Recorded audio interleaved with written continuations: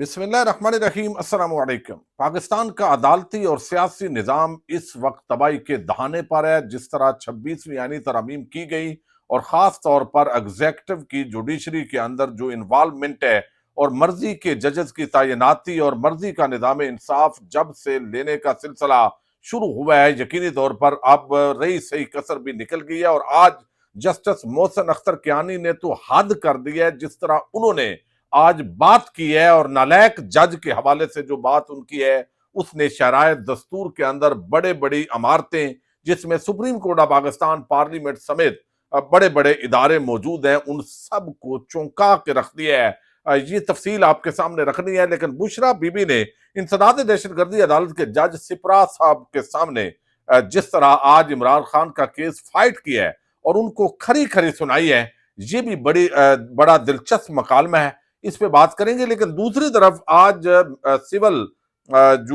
Civilian है उनका फौजी अदालतों में ट्रायल का जो मामला है वो भी सुप्रीम कोर्ट ऑफ पाकिस्तान के अंदर जो है उसकी बड़ी आम समाअत हुई है।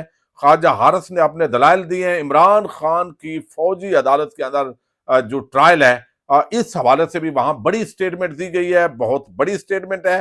लेकिन जो कुछ जस्टिस हसन अजहर रिजवी जो है उन्होंने जिस तरीके से उनकी जो वजारत दिफा के वकील हैं उनको जिस तरह का जवाब दिया और सवालात किए हैं वो बड़े दिलचस्प हैं। इस पर भी बात करेंगे। उम्मीद है वीडियो आप समाप्त करेंगे और हमेशा की तरह अपने कीमती फीडबैक से जरूर आगाह करेंगे।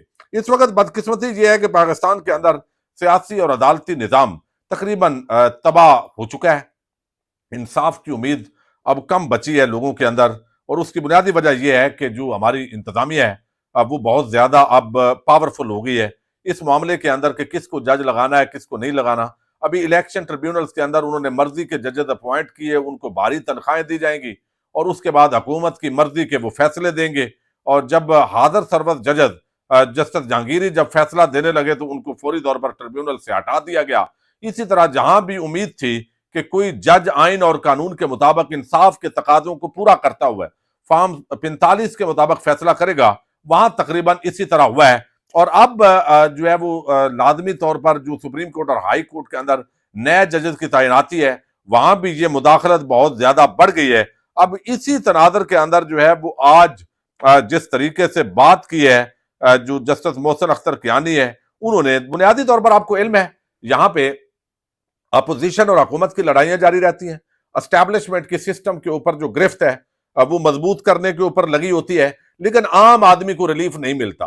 50-50 60-60 सालों से लोग केस भुगत रहे हैं। खास तौर पर दीवानी केसेस बहुत ज्यादा टाइम लगता है। फौजदारी केसेस के अंदर भी फैसला तक पहुंचने के लिए हायर यानी एपलेट फोरम से होते हुए काफी टाइम लगता है। लेकिन चले जमानत और दीगर मामलात जो है वहां पे कम अज कम आर्जी रिलीफ जरूर मिल जाता है। अगर आप रोजाना तजिया करें तो पाकिस्तान की जो अदालतें हैं वहां पर लाखों लोग रोजाना पेशियां भुगतने के लिए आते हैं। जज जो है उसने सिर्फ 2-4 केसेस, 1-2 बहसें वो सुनता है, कुछ जमानत की बहस सुनता है और उसके बाद उसको टाइम पूरा हो जाता है, जाना होता है और आए रोज जज जो केसेस है उनके अंबार के अंदर इजाफा होता जा रहा है। बदकिस्मती ये है ना ही हुकूमत की तरफ से और ना ही किसी अपोजिशन की तरफ से कभी इस पर जो है वो पूरा काबिल अमल हल आया है। अगर हमें जजेस के अंदर तादाद में इजाफा करना है, तहसील से नीचे अगर यूनियन काउंसिल लेवल तक अदालतों को ले जाना पड़े तो फिर भी अब वो ले जाना चाहिए, लेकिन इसका कोई हाल नहीं है। लाखों लोग रोजाना रुल रहे हैं और मजमूई तौर पर आप समझें कि उनका कितना टाइम वेस्ट होता है।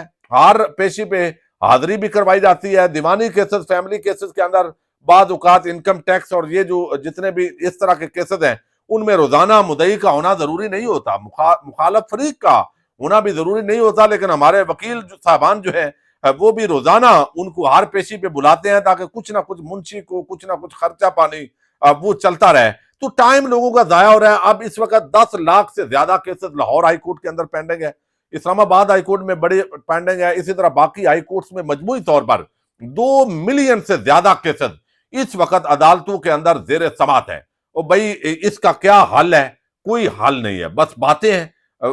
मिनिस्ट्री ऑफ प्लानिंग है, जैसे एहसन इकबाल रोज आपको ट्रक की बत्ती के पीछे कोई आलमी किस्म का विजन 2040 पेश करेंगे, लेकिन इस मामले को हल नहीं किया जा रहा। अब आज اسی طرح کا ایک کیس جو ہے وہ جسٹس محسن اختر کیانی کے سامنے اپیل آئی ہے. 10 سال سے جو بندہ ہے وہ کیس لڑ رہا ہے.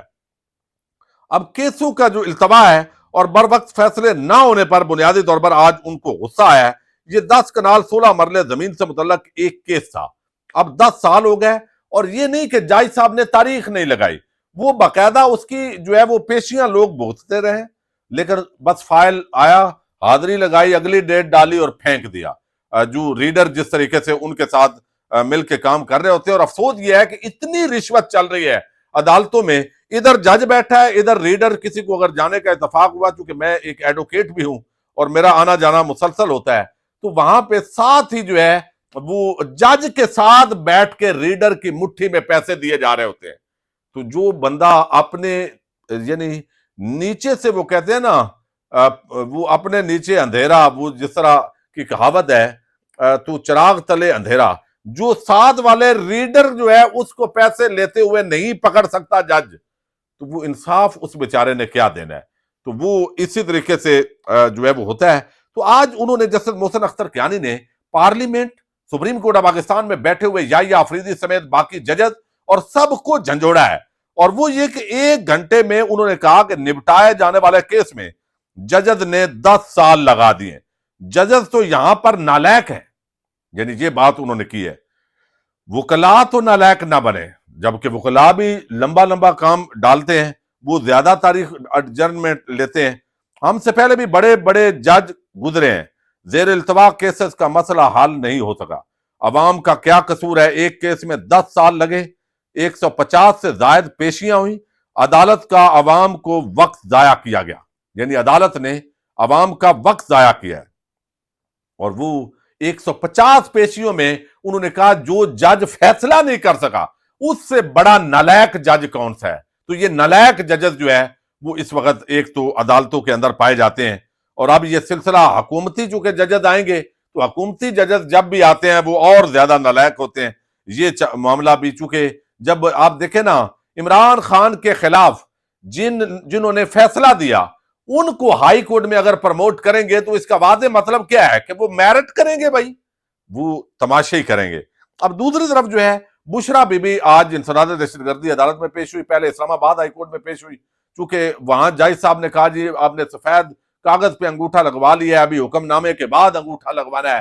حالانکہ جج صاحب کو کوئی بتائے کہ سرکار کوئی 1-2 مقدمے ہوں تو یہ بات تو چل جاتی ہے, لیکن جب آپ نے ادھر 20 مقدمے ایک دن میں کسی نے جانا ہے تو ادھر والی عدالت ضمانت خارج کر دے گی کہ آپ یہاں آئے نہیں ہیں غیر حاضری کی بنیاد پہ. تو آپ بھی کچھ زمینی حقائق کو تو دیکھیں, یہاں پہ آپ نے انگوٹھے پہ مسئلہ بنایا ہوا ہے.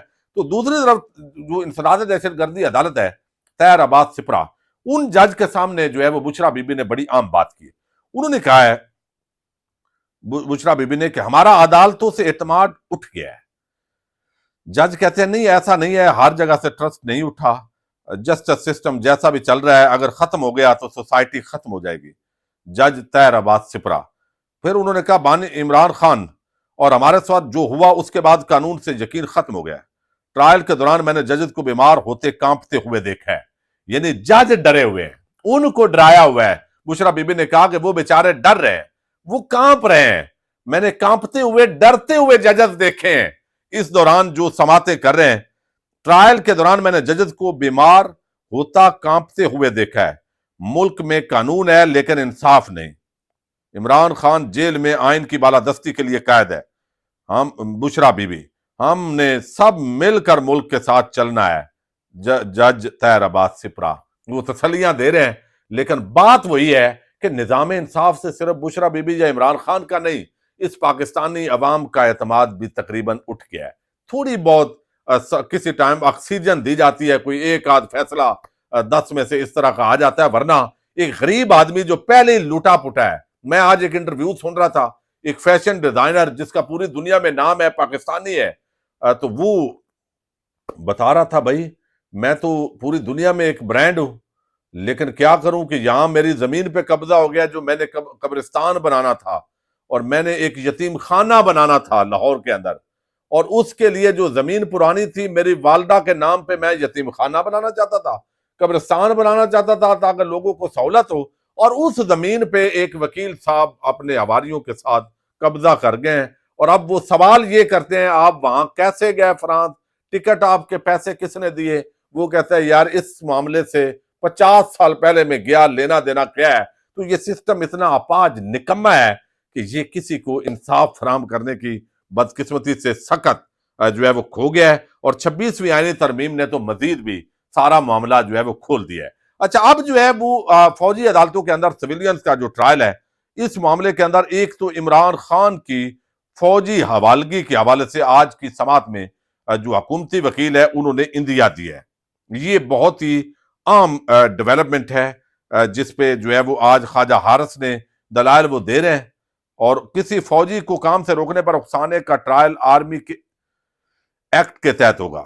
دیکھنا یہ ہے کہ کن سویلین کا کن حالات میں ٹرائل ہو سکتا ہے۔ جسٹس مندوخیل، کسی فوجی کو کام سے روکنے پر اکسانے کا ٹرائل آرمی ایکٹ کے تحت ہوگا۔ آپ کا سارا انحصار ایف بی علی کیس پر ہے۔ جسٹس جمال مندوخیل، ایف بی علی کیس میں ریٹائرڈ اور حاضر سروس افسران دونوں ملوث تھے۔